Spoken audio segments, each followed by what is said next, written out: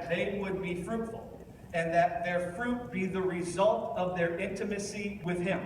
Okay? That was God's dream for Israel. You know, when you have a wife, you want your wife to bear your fruit, right? If you desire to have kids, that is, you get married and you want your wife to bear your fruit. You have a dream for your wife to bear your fruit.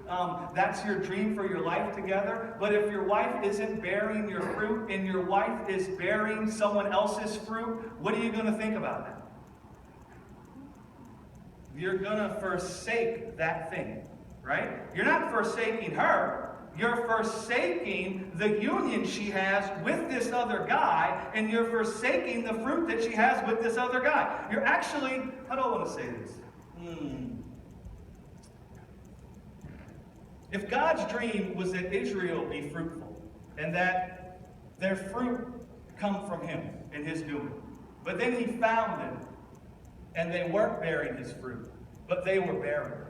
And the reason they were barren is because they had joined themselves to the flesh. What we would want to say is, he's not forsaking them.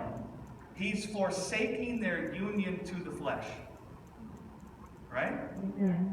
Because he doesn't want them to be barren, but he wants them to bear his fruit. The reason they're barren is because they're not being intimate with him. So he's not coming and saying, I don't want to be intimate with you. He's not coming and forsaking them as if he no longer wants to be with them. He's coming and forsaking their union with the flesh. It's him not granting life to their union to the flesh. It's him in his love and desire to be with them, not being willing to bless their union with the flesh. That's what it means that he's forsaken them. It's like he's come home, he's found Israel, which is his wife, in bed with another husband. And he's come home, and what he said is I can't bless this union.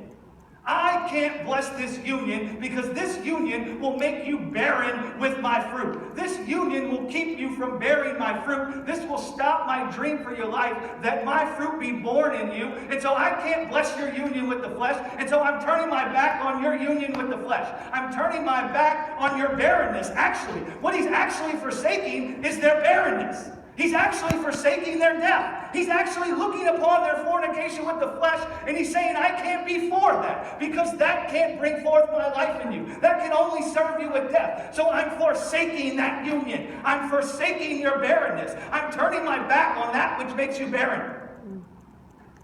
Hallelujah.